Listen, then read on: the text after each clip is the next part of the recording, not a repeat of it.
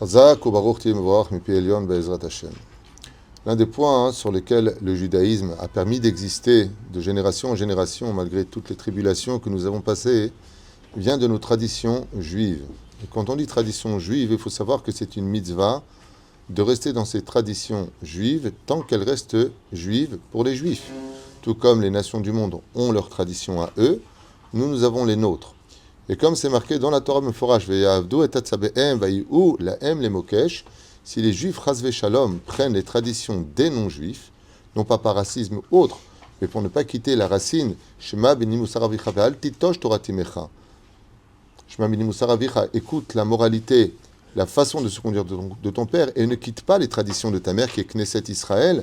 À partir de ce moment-là, on peut dire que la tradition sauvegarde le judaïsme comme quelqu'un qui plongerait dans l'océan ne sachant pas nager, mais accroché à une corde qui pourra toujours le remonter de l'assimilation. Comme c'est marqué qu'une des plus graves punitions qu'on a eues pendant ces 2000 ans de galoute, c'est marqué là-bas,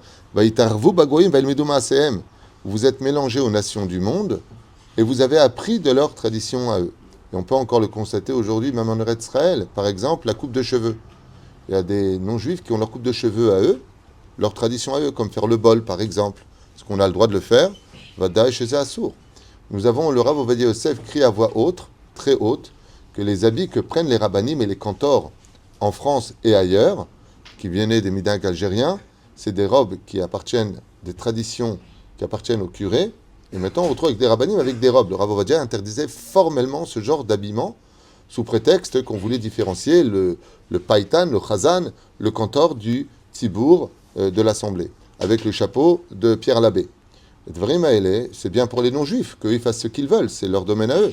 Mais que nous, on s'habille comme ça, Bechukotem, l'otelechu. Ou encore une chose qui paraît même très mignonne. On avait parlé la dernière fois du sapin de Noël, c'est joli à voir. À émettre, c'est beau, c'est joli, c'est pas la question. La question, c'est est-ce qu'on a le droit ou pas. Daïchelo, un juif qui se respecte et qui suit les traditions, on n'a aucune référence, ni de droite ni de gauche, surtout quand on sait que la source est idolâtre. Donc, Vadaï, que pour nous, c'est interdit. Qu'eux fassent ce qu'ils veulent. Moi, je trouve ça très joli, que ce soit en France ou ailleurs.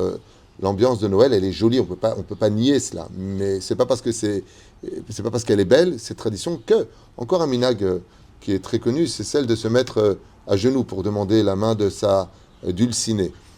Vadaï que c'est pas notre minag. On n'a jamais vu aucun tzaddik dans l'histoire où Abraham demandait à Sarah Dor Alien, est-ce que tu veux devenir ma femme? Loaya d'avoir casé. C'est un minag qui est très joli, qui soit avec une petite table derrière sympathique, de bougies. C'est romantique. Mais de se mettre à genoux et de dire est-ce que tu veux m'épouser, ça commence déjà mal pour le mariage. Si elle t'a déjà mis un genou à terre avant de te marier avec toi, elle t'a jamais après le mariage. Pas du tout, bien au contraire. Dans la tradition juive, quand on rencontre quelqu'un, on se met en accord pour savoir si oui ou non l'un et l'autre veulent, et ensuite on va chez les parents prendre la bénédiction et l'accord des parents. Ça, c'est la tradition juive. Aujourd'hui, ce qu'on fait, malheureusement, le mec se met à genoux, il lui dit t'as de beaux yeux, tu sais. Elle lui dit je t'ai bien eu. Et ils font un repas, ok, et big bisou, j'ai oublié de vous dire, ouais, ils s'embrassent, c'est normal, parce que maintenant tu m'as demandé la main, c'est I love you, tekalot yamouch les bedish. Et donc, résultat des courses, que des isurim de Horaïta et des Rabanan, que des interdits au nom de l'amour, parce que c'est beau, c'est romantique. Love me, changer, love me too. Génie Ediwan. Ensuite, il lui met une bague au doigt. Pour peu qu'il y ait deux témoins cachers, il faudra un guet, parce que maintenant la bague, elle est comme un kinyan, c'est deux témoins, il lui demande, elle lui dit oui. Attends, où est-ce qu'on va? Le maître, c'est Zarou, mais od. Après, on s'étonne que notre mazal, il est troublé par toutes sortes de traditions qui ne sont pas les nôtres.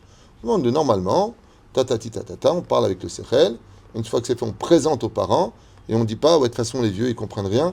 En fin de compte, ils sont là que pour payer. Davar, chou, assour, be'echlet, les filles alacha. Comme c'est marqué, je vous le relis, veitarvu bagoim, ve'ilmodom ha'asehem. La Torah nous dit, va'yulahem les mokesh. Ce sont des mines cachées sous la terre qui font exploser la notion du judaïsme, comme de se faire teindre les cheveux, comme de se mettre des tatouages, comme de s'habiller à la mode des non-juifs, qui est très belle pour eux, mais pas pour nous. Nous avons des ordres depuis le Har Sinaï qu'un juif doit s'habiller comme un juif. Il y a une question de pudeur, une question de couleur, et une question de vêtements. On n'est pas obligé d'être en damka, c'est-à-dire noir et blanc, mais sois habillé comme quelqu'un qui, si Dieu t'appelait à n'importe quel moment, tu n'aurais pas honte de te présenter devant lui. C'est ça, s'habiller comme un juif.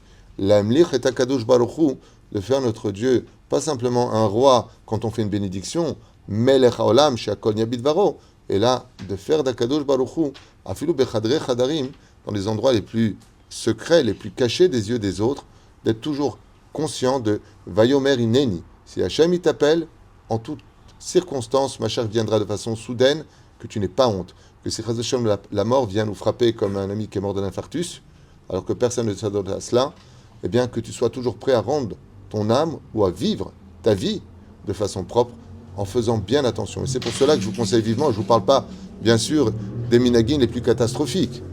Il y en a qui carrément font des aînés avec des danseuses du ventre. Ça, bien sûr, ça c'est déjà hors sujet. Ou alors il y en a qui mangent des prépuces le jour d'Abrit Mila, prétextant que c'est pas une blague, calmez-vous, prenez des cachets, prétextant que si tu manges des prépuces, tu vas tomber enceinte, alors que ça s'appelle la vie à Vatotoma, c'est comme si tu avais un serpent. C'est-à-dire qu'il y a toute l'impureté du monde se trouve dans le prépuce. C'est une mitzvah de l'enterrer. Et il y en a qui le mélangent comme ça et celui qui a mangé la fève, il vient à tomber enceinte. Ouais, peut-être d'un démon. Les mettent. La reine, Bezrat Hashem, assez les harav, que quand il y a des minagim, on a un talmid racham, qui connaissent parfaitement les minagim, mais là, il y a avoir l'issur, ou behokutel blotelechu.